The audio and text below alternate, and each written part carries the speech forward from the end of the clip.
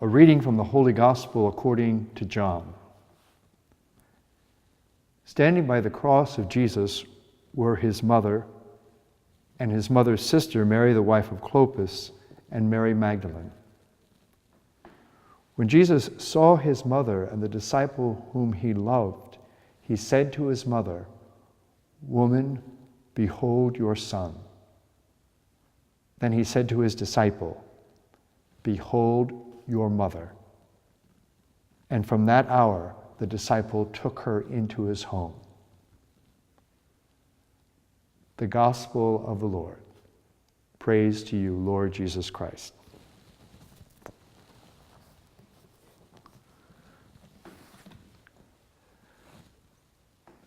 After God, I owe all to my mother. She was so good.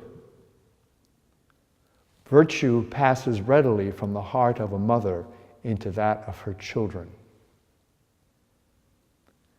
As a priest, I have often pondered these words, which were spoken by St. John Vianney, the Curé of Ars, the model and patron saint of parish priests. It makes me think about my own mother. My mother bore me in her womb and defended my life from the very first moment of conception. And this was especially significant for me. In 1951, my mother was 7 months pregnant with me in her womb when she accidentally fell down a flight of stairs and began to hemorrhage badly. My mother's doctors, fearing that she might die, warned my parents of the gravity of the situation. Years later, on the day of my ordination to the priesthood, my parents recounted that event to me for the first time and the answer they gave to the doctors. If God has willed this child, then surely God has a marvelous plan. Long before I was taught the catechism, my mother taught me my first prayers.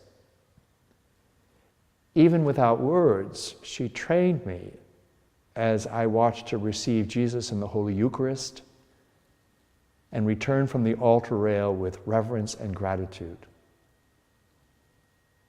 When my father, a captain in the Navy, was deployed to the Far East during my childhood, my 8 siblings and I would kneel with my mother every Saturday evening before the icon of Our Lady Perpetual Help and pray for his safe return.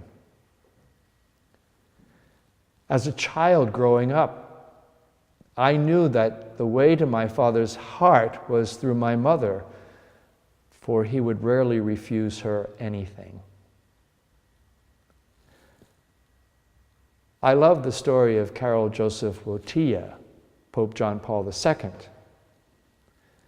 He was just 1 month short of his 9th birthday when he lost his mother, Amelia.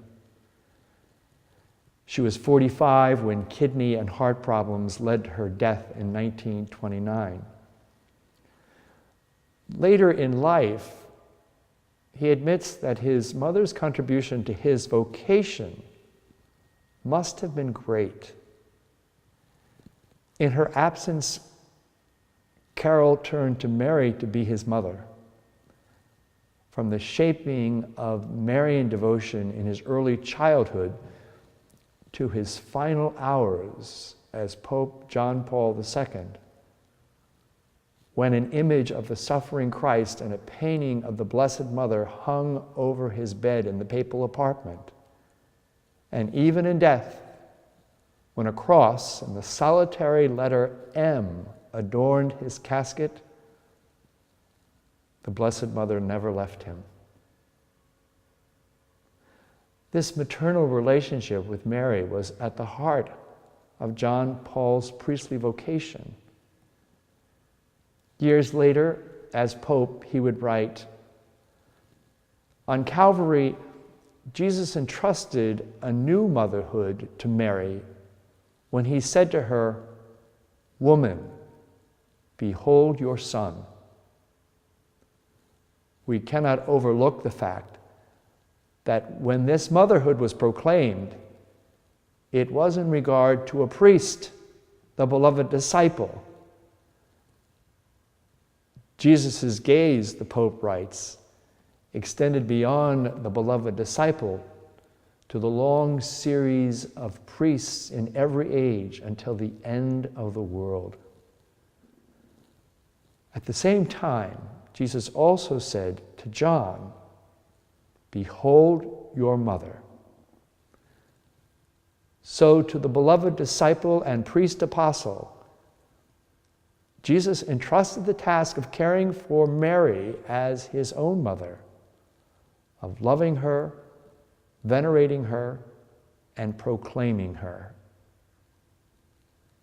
These words, Pope John Paul II writes, are the origin of Marian devotion. The fact that they were addressed to a priest is significant. Can we not then draw the conclusion that the priest is charged with promoting and developing this devotion, and that the priest is the one primarily responsible for it? For many years after Vatican II, I think many priests, including myself, viewed devotion to Mary as something optional.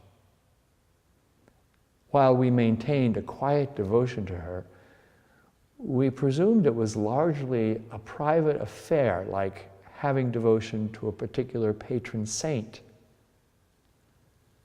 But at some point, I realized that I was mistaken. I don't think a Marian spirituality is optional. I don't think it's meant just to be a private devotion. Rather, God wills this woman to be an integral part of our Christian spiritual lives. And why do I say this in particular about priests? Because the life of any priest, it's very challenging. The hours are long, the material rewards are slight, and the road ahead can look very long and at times barren. I think every priest needs some tenderness in their lives, some appropriate maternal consolation, and some chaste feminine warmth.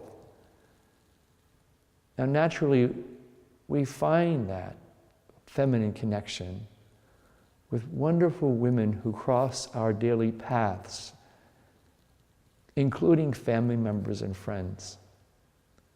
But with Mary, there is a real feminine intimacy offered specifically to priests, and a path to a kind of divine intimacy as well. Of course, a faithful priestly life without Mary is possible, but I think it's more difficult and more barren. And I'm not sure it's in full conformity with God's design spoken to us through this gospel we heard. To echo what St. John Vianney said of his earthly mother, I can say of mine and also of Mary, after God, I owe my vocation to my mother and to my mother Mary. They have been so good